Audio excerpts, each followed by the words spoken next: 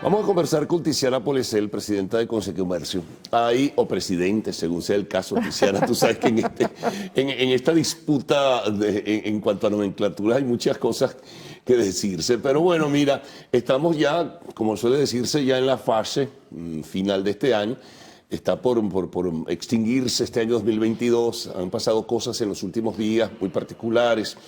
El gobierno está anunciando medidas drásticas, no definidas aún, por ejemplo, para supervisar, no sabemos si al comercio formal o informal, que es bastante difícil supervisarlo, y establecer algunos lineamientos porque hay una especulación y porque hay una extraña multiplicación del mercado paralelo y también el mercado oficial en cuanto al cambio. Pero ¿qué está pasando allí? ¿Cuál es la interpretación que ustedes tienen en Consecomercio de lo que está ocurriendo? Porque la estampida, la presión sobre el gasto público, el pago de los proveedores en bolívares y los proveedores quieren protegerse en dólares.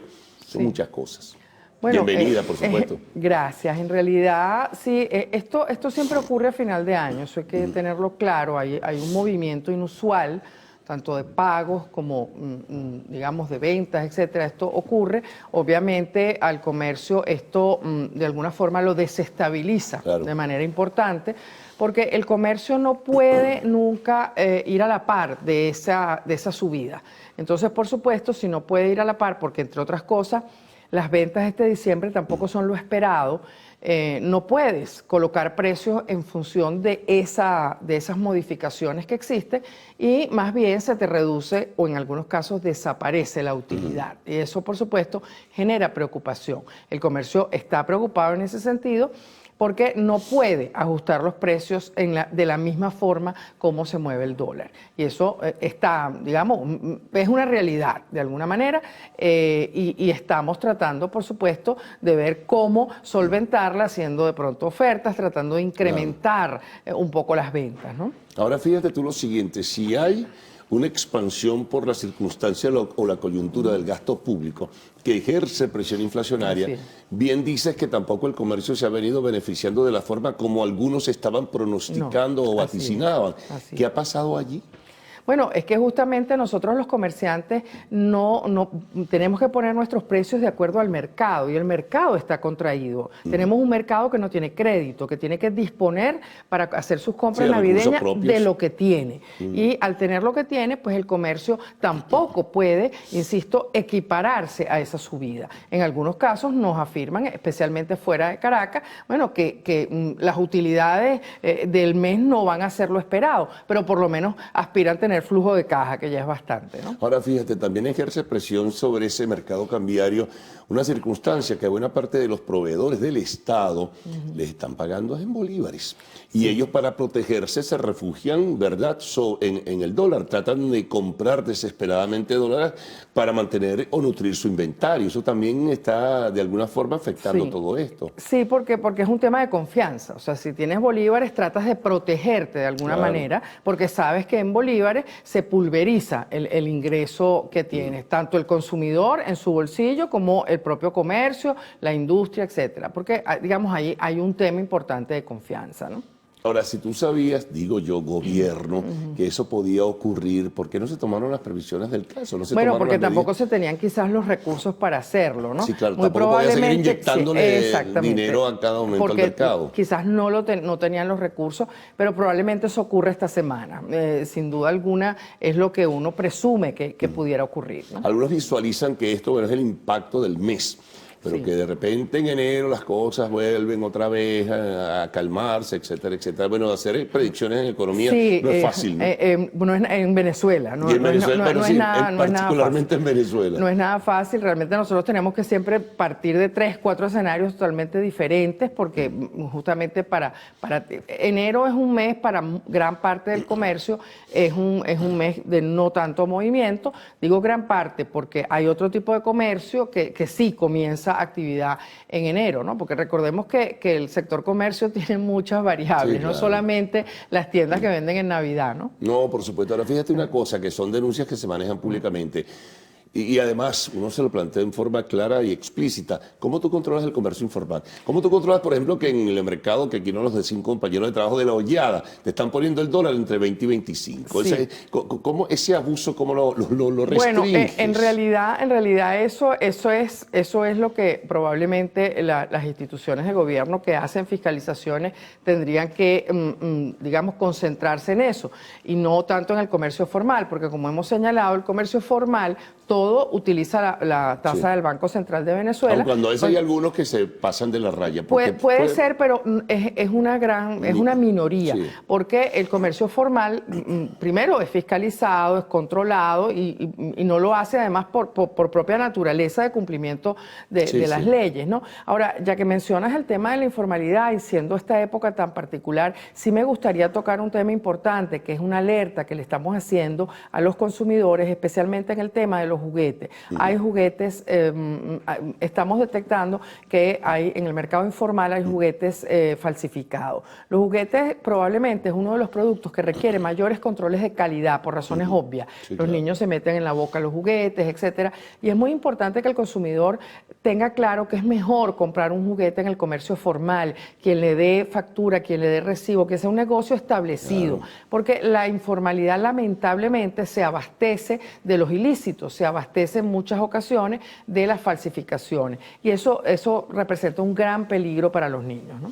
Ahora, vamos un poco a lo macro, ¿no? Bueno, terminó el año 2021, se generaron expectativas muy grandes, un primer trimestre que comenzó a avanzar, pero luego vino el impuesto a las transacciones financieras, y de ahí en adelante, ¿cómo fue el comportamiento del sector comercio y servicios? Muy irregular.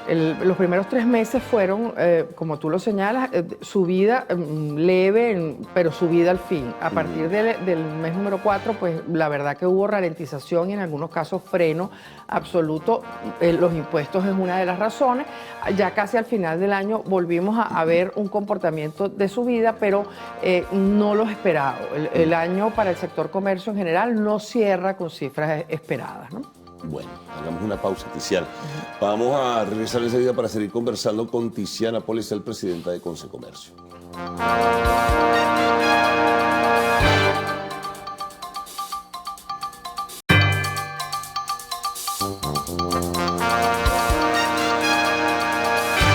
Bueno, seguimos con Tiziana Policel, presidenta de Consecomercio. Bueno, algo tiene que haber de positivo hacia el año 2023. No sabemos, ¿verdad? Porque no tenemos la bolita de cristal para pronosticar, pero deben tomarse otras decisiones. Está el problema inflacionario que tienes que enfrentarlo con vigor y rigurosidad. Pero también, Tiziana, tienes el problema del anclaje, tienes el problema del encaje legal de la banca, el problema crediticio que mencionaba.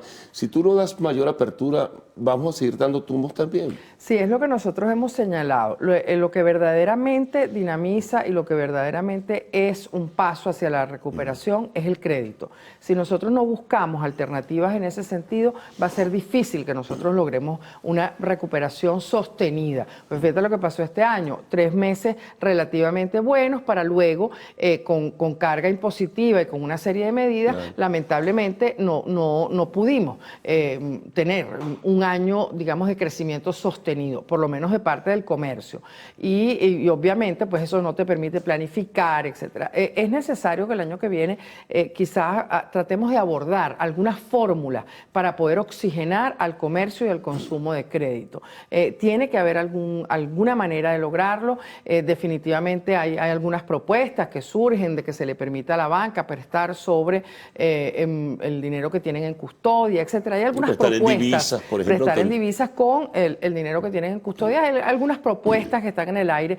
Es necesario desentrabar eso de alguna forma, porque sin el crédito es imposible que podamos nosotros hablar de una reactivación o de un crecimiento sostenido, ¿no? Ahora, ¿qué hacer en ese sentido? Ustedes lo han planteado otros sectores de la economía privada, pero es que tienen que tomarse decisiones, igual que con el tema inflacionario.